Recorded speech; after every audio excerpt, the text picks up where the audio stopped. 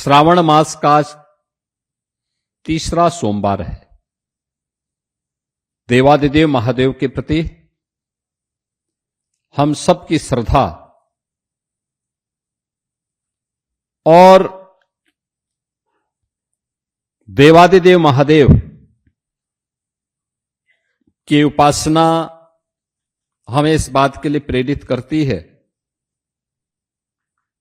कि शिवो भूत्वा शिवम यजेत, यानी शिव की पूजा का मतलब शिव की तरह हो जाना, शिव में एकाकार हो जाना, उसमें लय हो जाना। ईश्वर ने यह दायित्व आपको दिया है। काम तो बहुत सारे लोगों के पास, हर व्यक्ति कुछ न कुछ काम धंधा शुरू करके अपनी आजीविका कमाता है,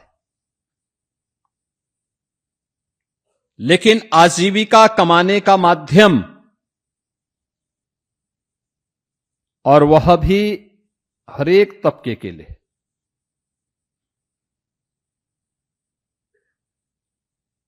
निराश्रित भी हैं, गरीब भी हैं और समाज के अन्य जरूरतमंद भी हैं, दिव्यांगजन भी हैं। उन सबके हितों को ध्यान में रखते हुए उन्हें शासन की योजना के साथ जोड़ने का कार्य, यानी दुनिया के अंदर शासन की अन्न योजना का जो सबसे बड़ी योजना है दुनिया की, उसमें शासन और जनता जनार्दन के बीच में सेतु का काम अगर कोई करता है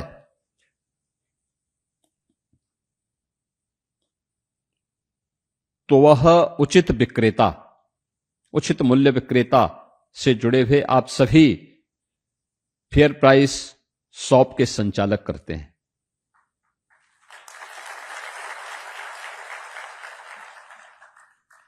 हमारा कार्य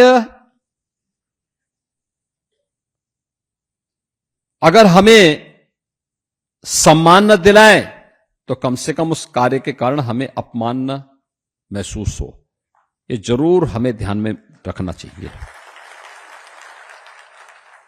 2017 के पहले आप कार्य करते थे, लेकिन लोग आपको शक की निगाहों से देखते थे, आपका सम्मान नहीं होता था। जो बात यहां पे डिप्टी सीएम श्री ब्रजेश पाठक जी कह रहे थे, कोटेदार शब्द से ही लोगों को एक चिढ़ सी होने लग गई थी। गलती आपकी नहीं थी, पाप करता था कोई, भुक्तभोगी होता था कोई। उस समय की सत्ता में जो लोग आसीन थे, नियत उनकी खराब थी, उनकी नियत में खोट था।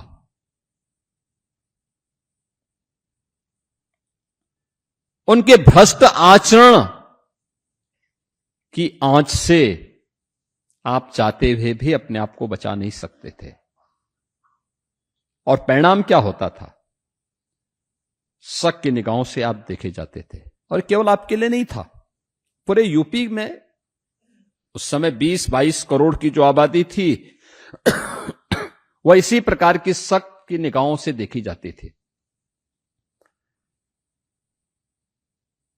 यानी यूपी के लोग, यूपी का नौजवान, यूपी का व्यापारी, यूपी की बेटियां, यूपी का कोई भी नागरिक अगर उत्तर प्रदेश से बाहर जाता था तो उसको उसी शक की निगाहों से देश देखता था, सम्मान नहीं करता था। ये जो परिवर्तन आया है, ओवरऑल परसेप्शन बदला है यूपी के बारे में। आज मैं कह सकता हूं, दावे के साथ कह सकता हूं, 17 के पहले जो लोग उत्तर प्रदेश से दूरी बनाते थे, आज अगर आप इन 9 साढ़े 9 वर्षों के अंदर देश के अंदर किसी कोने में जाएंगे, दुनिया के अंदर कहीं जाएंगे, यूपी का नाम लेंगे, उत्तर प्रदेश का नाम लेंगे, तो जो दूरी बनाते थे वे 10 कदम आगे आकर के आपको गले मिलना चाहेंगे। ये जो परिवर्तन हुआ है, ये डबल इंजन सरकार की वह ताकत है।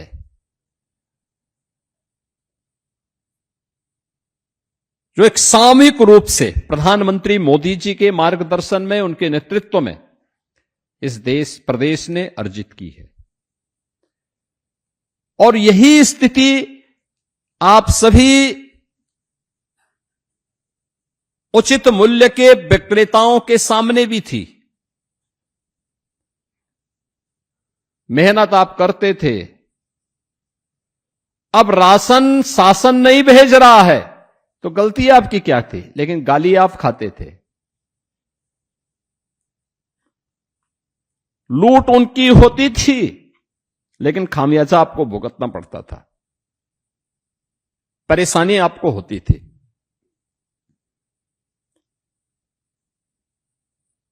पहचान का संकट आपके सामने था। अरे केवल उसी में नहीं, बेसिक शिक्षा परिषद का ही आप देखें। आज ये कह रहे हैं कि हम स्कूलों का वीडियो बनाएंगे। जरूर बनाओ भाई। हमने तो ऑपरेशन कायाकल्प के माध्यम से हर स्कूल के अच्छी फ्लोरिंग बनवाने में योगदान किया है।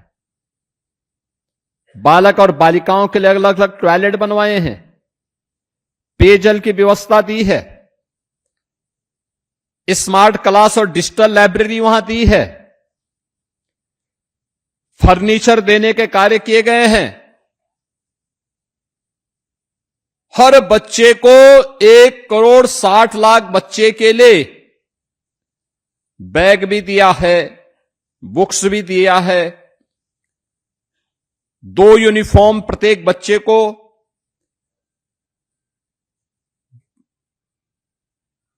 जूता मोजा स्वेटर, ये सारी सुविधाएं उपलब्ध करवा रहे हैं।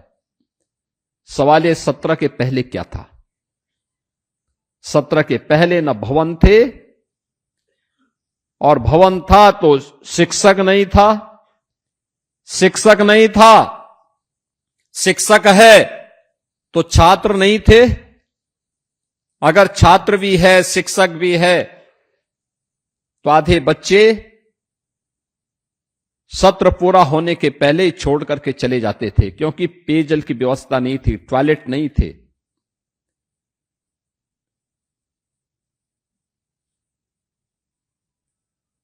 आज निपुण भारत अभियान के अंतर्गत उत्तर प्रदेश के स्कूली बच्चे न केवल अक्षर ज्ञान में बल्कि वाक्य विन्यास करने में पारंगत हुए हैं। विज्ञान की, गणित की, अंग्रेजी की शिक्षा वे अपने स्कूल में पढ़ते हैं, और जब भी हम लोग स्कूल का भ्रमण करते हैं तो वहां पे देखते हैं कि बच्चे कुछ अच्छा कर रहे हैं। यानी ये जो परिवर्तन हुआ है, ये परिवर्तन दिखता है कि उस परिवर्तन को भी नकारात्मकता में बदलने के लिए लगातार जिन लोगों ने कर नहीं पाए, आज वे आरोप प्रत्यारोप करते हैं। और यही स्थिति आप सबके लिए भी हुआ है। प्रदेश का परसेप्शन ठीक हो, उचित मूल्य विक्रेताओं के बारे में लोगों की धारणा ठीक हो, इसी के लिए 2017 में हम लोगों ने ई-पॉस मशीन लगानी प्रारंभ की थी। ई-पॉस मशीन हम लोगों ने उस समय कहा था कि नहीं भाई, सिंगल डोर स्टेप होगा। एफसीआई के गोदाम से सीधे कोटे की दुकान पर फेयर प्राइस शॉप तक हम सिंगल डिलीवरी के माध्यम से राशन पहुंचाने का काम करेंगे, बीच में नहीं, सीधे पहुंचाने की कार्रवाई शुरू हुई। मीडिएटर नहीं रहेगा। सरकार और उचित मूल्य विक्रेता के बीच में कोई बैरियर नहीं रहेंगे। हम सीधे उनको देखेंगे, सीधे उन तक संवाद बनाएंगे। परिणाम क्या है? परिणाम इसी से आते हैं। याद करिए, उस समय तक 70 पैसा केवल मिल पाता था। ट्रांसपेरेंसी लाई गई, आपका सम्मान बढ़ा। सम्मान बढ़ने का परिणाम क्या है? आज गांव में लोग सुख दुख में आपके साथ खड़े होते हैं और आपका सम्मान भी करते हैं। एक, आपका सम्मान बढ़ा, आपके प्रति विश्वास में वृद्धि हुई है। तो प्रधानमंत्री जी के आदेश से अब आपके उचित मूल्य विक्रेता से जुड़ी हुई जो दुकान है, उसको अन्नपूर्णा भवन के रूप में तो निर्मित किया ही जा रहा है। निर्मित करने के लिए इस वर्ष हमने 500 करोड़ रुपए केवल इसी के लिए रखा है। 500 करोड़ रुपए, यानी वहां पे दुकान भी बनेगा और एक वेयर हाउस भी, यानी आपके लिए गोदाम का भी व्यवस्था वहां पर हो जाएगी।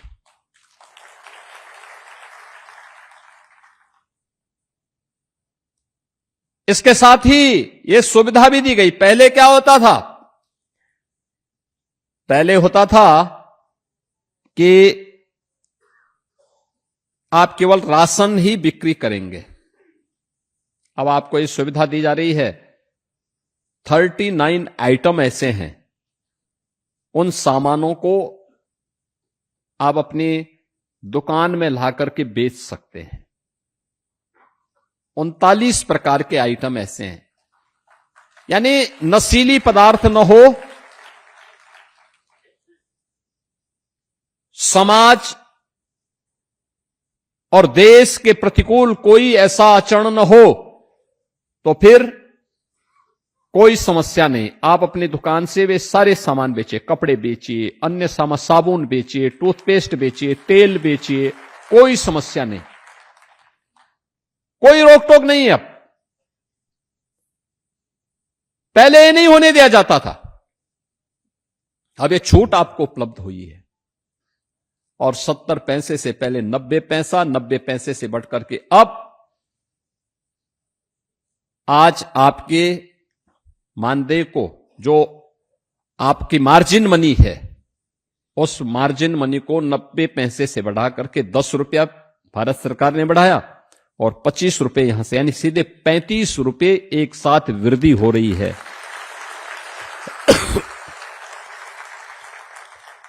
आप देखो ना, एक लंबी छलांग। और अभी हम लोगों ने और लिखा है कि 25 रुपया हमने बढ़ा दिया है यहां से। अभी हमने भारत सरकार को भी लिखा 25 रुपया और बढ़ाने के लिए। अगर वहां से हो जाता है तो फिर तो आपके पास तब तो बोलना ही क्या है। लेकिन समय लगेगा, एक प्रक्रिया होती है, पूरे देश के बारे में सोचना होता है। लेकिन एक व्यवस्था वहां पर लागू करने का कार्य, और सबसे बड़ी बात यह है बहनों और भाइयों, सबसे बड़ी बात यह है, कार्य वो होना चाहिए जिसमें सम्मान हो। जिसमें सम्मान न हो वह कार्य कभी नहीं करना चाहिए, कभी नहीं करना चाहिए। पीढ़ियां खराब होती हैं, पीढ़ियों पर प्रभाव पड़ता है। और अगर इस कार्य से अब आपको सम्मान मिलेगा, कोई आज के दिन पे आप पे उंगली नहीं उठा सकता। मुझे याद है 2017 के पहले 2017 के पहले क्या स्थितियां थी। भूख से मौत होती थी, गरीब का राशन कार्ड कोई ना कोई सपाई अपने घर में रख लेता था, वो बेचारा भूख से मरता था। आज ऐसी स्थिति नहीं है। प्रधानमंत्री गरीब कल्याण अन्न योजना के माध्यम से 15 करोड़ लोग प्रदेश के अंदर फ्री में राशन की सुविधा का लाभ प्राप्त कर रहे हैं। फ्री में राशन की सुविधा। निराश्रित लोगों को, दिव्यांगजनों को जो दुकान तक नहीं आ सकते, उन लोगों के राशन को उनके घर तक पहुंचाने की व्यवस्था हो रही है।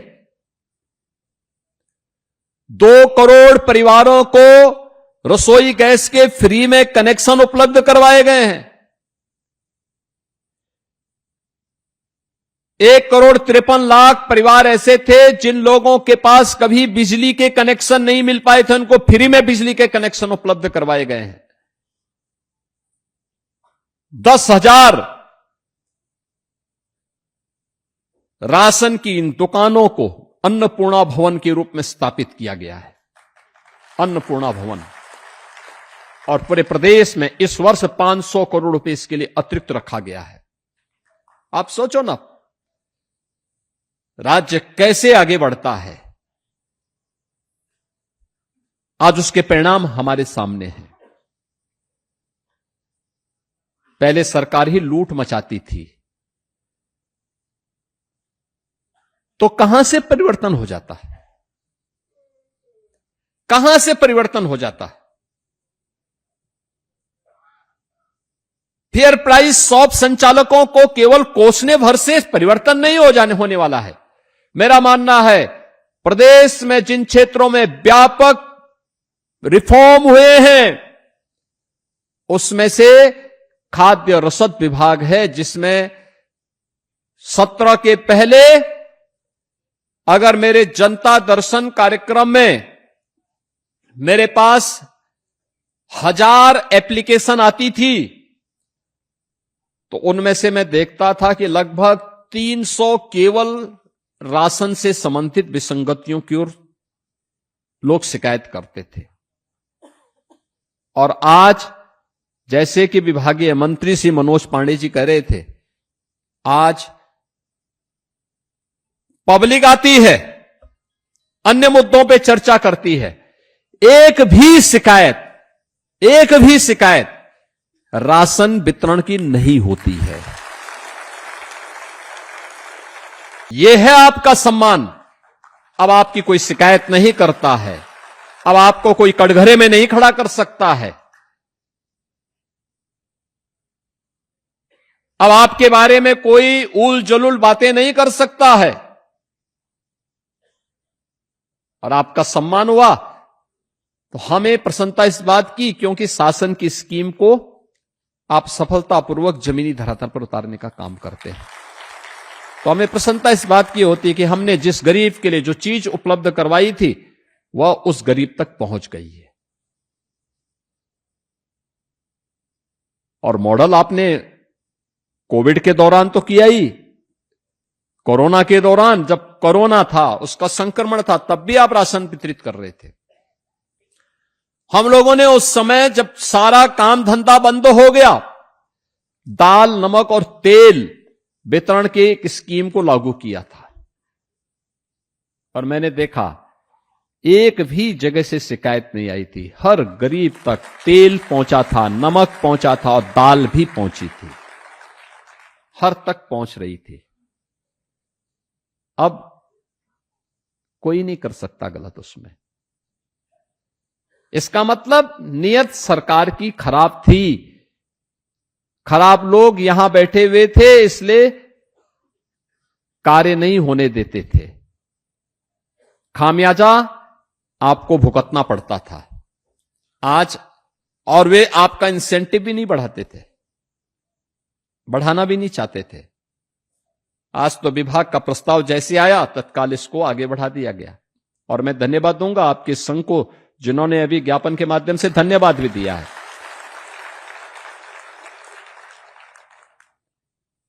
धन्यवाद भी दिया। बहनों और भाइयों, जो परिवर्तन इसके माध्यम से होना है, यानी सामान्यतः जो एवरेज है, थोड़ा कम आगे ज्यादा पीछे आगे पीछे हो सकता है, लेकिन जो एवरेज होता है, लगभग हर एक विक्रेता के यहां आवंटन लगभग 100 कुंटल के आसपास हो जाता है। और उसमें अगर हम देखेंगे तो अब तक प्रति जो फेयर प्राइस शॉप के संचालक हैं उनके प्रति माह की जो आय उसके माध्यम से होती थी वह 12,750 के आसपास हो जाती थी। अगर 100 कुंटल उसके पास जा रहा है तो 90 रुपए के हिसाब से ये पैसा हम देते थे। और अब जो पैसा हम इसमें देने जा रहे हैं 125 रुपए के हिसाब से देने जा रहे हैं, तो ये मान करके चलिए कि ये अब 16,250 रुपए अगर कोई 100 कुंटल वितरित कर देगा तो 16,250 रुपए उसको केवल इसी से प्राप्त होंगे। इसके अलावा आप अपनी जो दुकान चलाएंगे वो अलग से, उसका मुनाफा आपका अलग है। लेकिन जो इससे ज्यादा बिक्री करेगा वह उतना ज्यादा उससे अपना मुनाफा कमा सकता है। यानी 30% की बढ़ोतरी पहली बार हो रही है उचित मूल्य के विक्रेताओं के लिए कि 30% के मार्जिन मनी में बढ़ोतरी का कार्य ये केंद्र और राज्य सरकार ने किया है। और मेरा मानना है कि इसमें जितनी तेजी के साथ हम अन्नपूर्णा भवन को आगे बढ़ाने का काम कर पाएंगे उतना ही वह परिवर्तन ला करके और भी बेहतर दिशा में उसके परिणाम हम सबके सामने आते हुए दिखाई देंगे। बहनों और भाइयों, आज यहां पे बहुत सारे कार्य, बहुत सारी योजनाएं विभाग के द्वारा संचालित हैं। मुझे याद है 2017 के पहले अन्नदाता किसानों से लिया जाने वाला जो खाद्यान्न था उसमें भी व्यापक हेराफेरी होती थी, हम सीधे किसान से नहीं खरीदते थे, बीच में कोई मीडिएटर होता था। परिणाम क्या होता था? एमएसपी का लाभ किसान को नहीं मिल पाता था। हम लोगों ने कहा कि नहीं भाई, हम सीधे किसान से खरीदेंगे, एमएसपी का लाभ किसान को मिलना चाहिए। और मुझे प्रसन्नता है 2017 से लगातार हम लोगों ने इस प्रक्रिया को सफलतापूर्वक आगे बढ़ाया है। और आज न केवल धान का, गेहूं का, बल्कि दलहन, तिलहन और जितने भी मोटे अनाज हैं, मिलेट्स वगैरह हैं, इन सब का भी हम प्रोक्यूरमेंट किसानों से सीधे करने का काम कर रहे हैं और पैसा सीधे डीबीटी के माध्यम से उसके अकाउंट में देते हैं। यानी कोई बीच में कहीं किसी प्रकार का वो नहीं, सीधे पैसा उसके अकाउंट में, किसान के अकाउंट में दे रहे हैं। किसान को, नौजवान को, महिलाओं को या समाज के किसी भी तबके का निवासी, कोई किसी भी तबके का व्यक्ति हो, अगर वह शासन की योजना का लाभ सीधे प्राप्त करने लग जाए, कोई कारण नहीं कि बीच की उस दीवार को हम हटा देंगे तो बहुत सारी चीजें अपने आप स्पष्ट और पारदर्शी दिखाई देती हैं और वह विश्वास का कारण बनती है। और लोकतंत्र उस विश्वास के कारण पुष्ट होता है, मजबूत होता है, विश्वास का प्रतीक बनता है। उस विश्वास के प्रतीक के रूप में आज आप सभी प्रदेश के उचित मूल्य विक्रेता से जुड़े हुए आप सभी बहनों और भाइयों को उसका अधिकार प्राप्त हुआ है। आप सभी अपने यहां अन्नपूर्णा भवनों के निर्माण की कार्रवाई को तेजी के साथ आगे बढ़वाइए। और हम आपको आश्वस्त करना चाहते हैं, धनराशि का आवंटन सरकार आपको करेगी। अच्छे भवन बनेंगे, वेयर हाउस बनेंगे।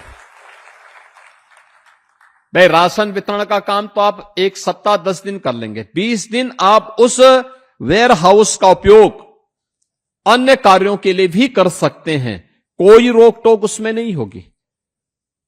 और उसका उपयोग करेंगे, अतिरिक्त इनकम उससे भी कमा सकते हैं। वन डिस्ट्रिक्ट वन प्रोडक्ट से जुड़े हुए उत्पाद भी अगर हम वहां रखेंगे, होली है, दीपावली है, कोई पर्व और त्योहार है, उस पर्व और त्योहार में अगर हम स्थानीय उत्पाद को भी प्रायोरिटी देते हैं तो उस प्रायोरिटी का आधार उसका क्या होगा? एक, हमारा जो स्थानीय उत्पाद है, हम स्थानीय कारीगर, स्थानीय हस्तशिल्पी, उससे प्रोत्साहित होगा। और दूसरा, उसके माध्यम से हम भारत की अर्थव्यवस्था को ही मजबूती प्रदान करेंगे, क्योंकि हमारा पैसा हमारी कारीगर और हमारे हस्तशिल्पियों को जब प्राप्त होगा तो हमारा पैसा विदेशों में नहीं जाएगा। जब हमारा मुनाफा विदेशों में जाता है, याद रखना उसका एक हिस्सा फिर हमारे खिलाफ ही आतंकवाद और नक्सलवाद को भड़काने में भी खर्च होता है, भारत को अस्थिर करने के लिए खर्च होता है। हम इन सभी बातों के प्रति हमेशा जागरूक रखें, स्वदेशी को प्राथमिकता दें।